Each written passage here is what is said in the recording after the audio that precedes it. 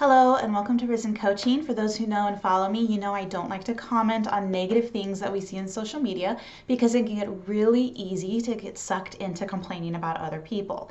As a coach, my goal is to help you focus on things that you can influence. That being said, I do think it's really important to know what some of those assumptions and biases might be when it comes to our social media consumption. So with that disclaimer, I'll be talking about another video in which that creator posted the phrase, doing X is like hiring a 21-year-old life coach. It just doesn't make sense. I did redact exactly what he said. I don't want to incidentally promote him or badmouth him, but what really got to me, as you can imagine, is the sudden attack against life coaches. For clarification, this was a fitness video, so it's a little more unusual that one coach would attack another just for the sake of promoting content. But unfortunately, life coaches are easy targets. Most Americans share a really strong belief in the meritocracy. I do too. The prevailing belief is that if we can bootstrap ourselves into success if we want it bad enough. Failure is then a sign of weakness or a lack of moral character. And if you think life coaches get it bad, just try asking any therapist or counselor how many times that they have to tell their clients that help seeking is not a weakness. We have to normalize help seeking behaviors. And you don't do that when you make coaches and other helping professions the butt of your jokes. These type of comments make it harder for people to do things that they need to do to be happy. So let's talk about some of the assumptions that we might have about hiring young life coaches and why some of those assumptions might be false. The first issue that I want to touch on is that jokes should rarely be made that target a group of people based on their characteristics. If you aren't part of that circle of people, it is a very delicate dance to balance humor and just generally being offensive. And giving this individual benefit of the doubt regarding coaching, shaming a 21-year-old coach whose sole offense is being young is just simply ageism. But putting age aside, why can't a 21-year-old be a coach? If coaching is only based on personal experiences, then yes, age could be problematic. But there are virtually no occupations in which knowledge and skill are not considered. It's like any other resume or application process in which knowledge and skill and experiences align to determine if you're the most qualified. For coaches, this might be reflected in the number of clients you have, the pay you receive, organizations that employ you, and so on. There's nothing really nonsensical about starting young and then building your career as a coach. It's actually more ridiculous to assume that young professionals can be catapulted into seasoned veterans while skipping all the early years of career development. Some industries actually recruit recent graduates, so that's something to think about. It seems to me, and this is my opinion, I am mind reading here, perhaps inaccurately, but possibly the poster doesn't realize that coaching is a skill.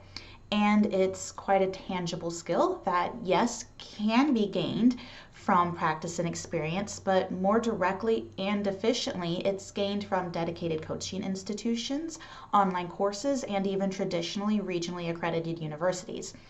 So let's assume that our hypothetical 20-year-old is certified, as likely they would be based on their lack of external credentials, in which case they've also achieved about 100 hours of coaching experience, professional supervision, possibly tape and transcript reviews, and around 2 years of formal education. So I would frame this individual as someone who is very driven and very successful given their age. Those are actually highly desirable characteristics of a coach. So I don't think saying someone is a young life coach is the put down that was intended. This would also be a great time to talk about the relationship between industry experience and coaching experience. I'd argue that those two have an inverse relationship. During a coaching session, an experienced coach will deliberately suppress, at least for a time, their own experiences and opinions formed through those experiences until it is appropriate and necessary to share them. Allow me to use a metaphor. When a client comes to coach, they are sketching out the plot points of their life and their future story. As the coach, what I did and what I accomplished is like having a library of completed books behind me. They sit on the bookshelf of my mind, and I can pull out a memory to consult my client, to educate my client, or simply reference for myself as needed, but I don't read the book aloud during our session. I don't hand the book to my client to copy.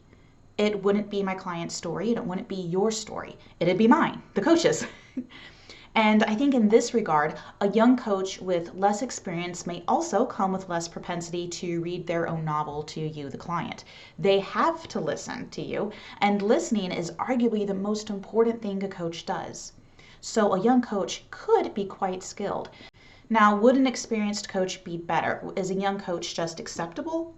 Or is an experienced coach better? Well, in many cases, yes. But maybe the client doesn't resonate with the more experienced coach. Maybe they can't afford the more experienced coach. Maybe the client is also young and would relate to someone more who had a similar background. I recently assisted an executive select a job candidate who was not the first choice based on their resume. The best qualified candidate is not always the most experienced. The life coach you hire is simply not always the oldest. Now, I am aware that this individual likely has no personal animosity toward coaches and was simply making a joke to drive his point home. I am not deeply offended or personally wounded by his quip. I hope, though, that if you were someone who was dissuaded from hiring a young coach, that you don't let someone else's opinion influence your decision to not select someone who might actually be a really good match for you. And if you are a young aspiring life coach, there is room for you. No one else's opinion gets to take up your space in the world. But thank you for listening and wish you all the best.